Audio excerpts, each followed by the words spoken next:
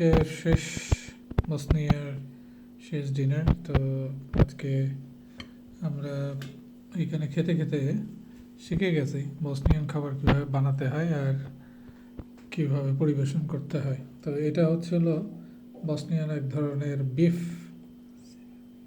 কি যেন সেভাপি, আর এটা গরুর মাংসের ভুনা। এটা হচ্ছে মিক্স ভেজিটেবলস বসনিয়ান স্টাইলে। এটা বসনিয়ান সালাদ, আর এটা নানা ধরনের সালাদ, ক্যাবেজ দিয়ে।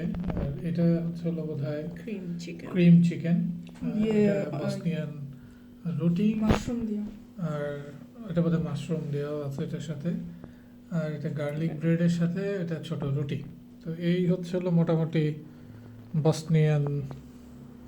আর এটা হচ্ছে আমরা যে হোস্ট ফ্যামিলিতে আছি তারা এইটা বানিয়ে দিয়েছে। এটা অনেকটা আমাদের বাংলাদেশের মিষ্টির মতন, কিন্তু খেতে খুব টেস্টি, খুব সফট।